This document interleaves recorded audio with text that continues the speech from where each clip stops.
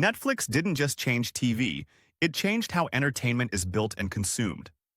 The company started in 1997 as a DVD by mail service. Its first advantage was simple: no late fees and no trips to the video store. The real turning point came with streaming. Netflix moved early and moved fast.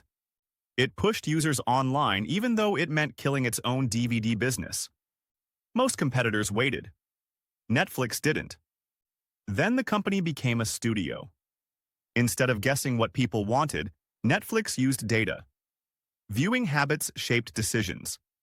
Shows like House of Cards proved that data-driven originals could rival traditional Hollywood hits.